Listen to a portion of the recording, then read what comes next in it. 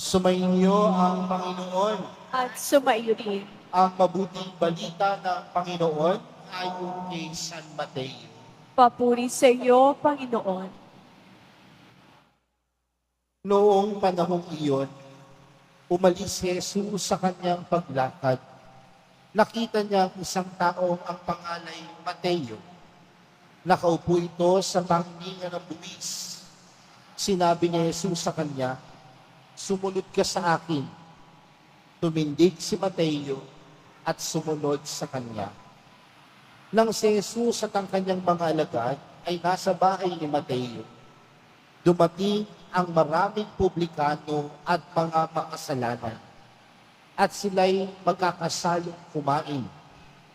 Nang makita ito ng mga Pariseyo, tinanong nila ang kanyang mga alagad, "Bakit sumasalo sa mga publikano at sa mga makasalanan ang inyong guro?"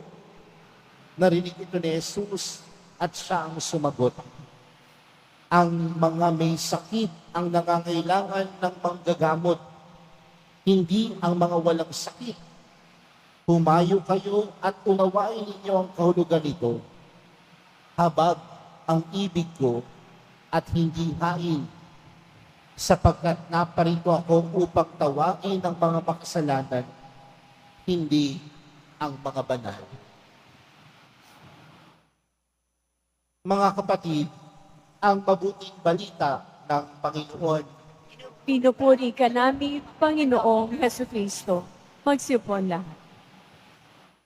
Magandang gabi po sa inyo lahat.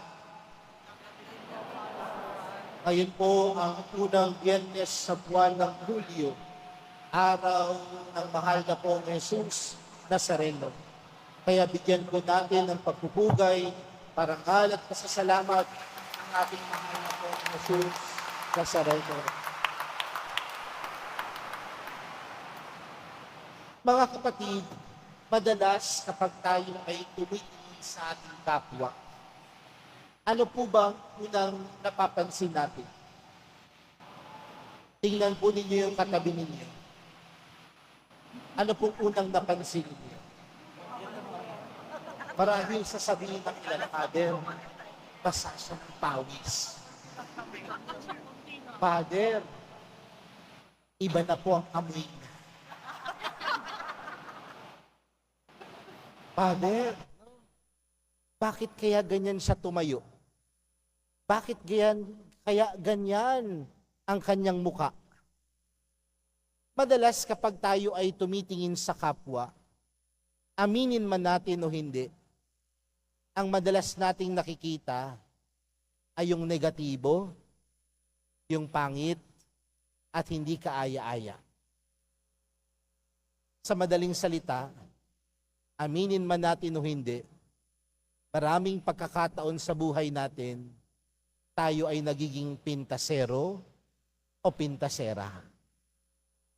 Kaya sa araw na ito, magandang tingnan, kapag tumitingin ang mahal na pong Jesus Nazareno sa atin, ano kaya ang nakikita niya?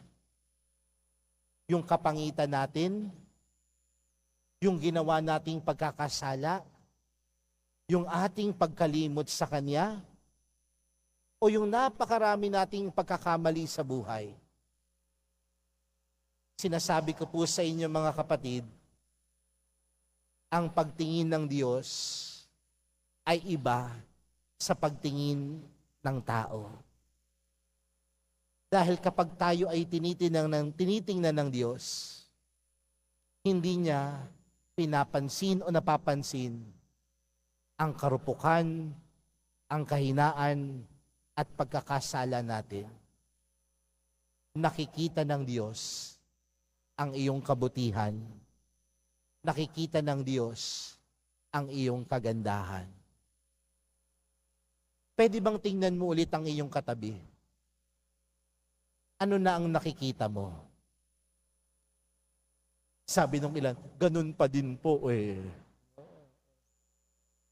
Pero mga kapatid, hayaan po natin na sa araw na ito, sa tulong po ng ating ibanghelyong napakinggan, ano ang panawagan sa atin? Nung nakita ni Jesus si Mateo, sa paningilan ng buwis. At si Jesus tinawag si Mateo, at ang sabi ni Jesus kay Mateo, sumunod ka sa akin. At si Mateo ay sumunod kay Jesus. Pumunta sa tahanan ni Mateo si Jesus, nakisalo si Jesus. At nung nakita yun ng iba pang mga makasalanan, nakisalo sila sa hapag kay Jesus. Pero anong sabi ng mga Pariseyong nakapalibot? Bakit ang inyong guro ay nakikisalo sa mga makasalanan? Dahil ang tingin nila kay Mateo ng mga panahon na yon, marahil mangungupit. Dahil tagasingil ng buwis eh. Mapagmata sa tao. Ang tingin nila kay Mateo, isang tiwali. Pero iba ang pagtingin ng Diyos. Iba ang pagtingin ni Jesus. Kung ang ibang tao, ang tingin nila kay Mateo, tiwali. Si Jesus, ang tingin niya kay Mateo, may pagtitiwala. Pagtitiwala saan? Pagtitiwala sa kakayanang magbago. Pagtitiwala sa kakayanang magbago ng pag-uugali, magbago ng disposisyon, magbago ng kalooban, at magbago ng sarili. Mga kapatid, kapag tumitingin ng Diyos sa atin, alam naman niya ang ating pagkakasala. Alam naman niya ang kahinaan natin.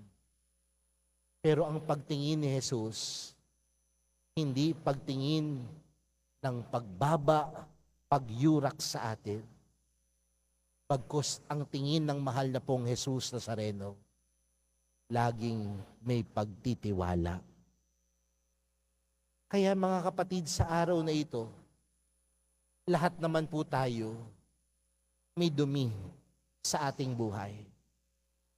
Lahat naman tayo may kapintasan sa ating mga sarili. Lahat naman tayo may pagkakasala. Pero hayaan natin na ang tingin ng mahal na pong Jesus Nazareno ang gawin nating inspirasyon upang tayo ay magbago. Dahil ang tingin ng mahal na pong Jesus Nazareno, tingin na walang panghusga, tingin ng walang pagbaba o pagyurak sa ating pagkatao, kundi ang tingin ni Jesus ay tingin ng may pagtitiwala. Kung sa tingin mo, wala nang nagtitiwala sa iyo dahil sa napakarami mong pagkakamali. Kung sa tingin mo, wala nang nagtitiwala sa iyo dahil sa dami ng iyong pagkakasala. Kung sa tingin mo, wala nang nagtitiwala sa iyo dahil ang tingin sa iyo ng ibang tao, masama ang iyong ugali. Huwag kang mawalan ng pag-asa. Dahil ang Diyos ay Diyos na puno ng pag-asa. Dahil ang kanyang tingin, ang kanyang pag-ibig, ay laging may pagtitiwala. Kaya hayaan natin na ang tiwala ng Panginoon sa atin ang maging inspirasyon sa ating buhay na pag-ibayuhin pa natin ang pagsunod sa Kanya. Maging inspirasyon nawa natin na ang pagtingin sa atin ni Jesus ay tingin na kung saan tayo ay magsumikap na magbago. Ang Kanyang pagtingin sa atin ng pagtitiwala ay maging inspirasyon sa atin na tayo ay magsumikap na sumunod sa Kanya. At ang taong sumusunod sa Kanya, namumuhay ng mabuti, namumuhay ng tama. Huwag mong pansinin ang pagtingin ng iba. Ngunit bigyang pansin mo ang pagtingin sa iyo ng Diyos. Walang paghuhusga, walang pangyuyurak, walang pagbaba. Ngunit ang tingin sa iyo ng Diyos, ang tingin sa iyo ng mahal na pong Jesus Nazareno, may pagtitiwala. At gamitin natin ang tiwalang ito upang tayo ay mamuhay ng tama. Kaya po sa pagpapatuloy po ng ating banal na misa para sa gabing ito, yan po ang patuloy nating ipanalangin. Ipanalangin natin sa mahal na pong Jesus Nazareno na tunay nating makita ang kanyang pagtingin sa atin. Huwag nating tingnan ang pagtingin ng iba. Tingnan natin na sa mga oras na ito, tayo ay tinitingnan ng mahal na pong Jesus Nazareno bilang isang hindi tiwali, ngunit tinitingnan niya tayo ng may pagtitiwala. Amen.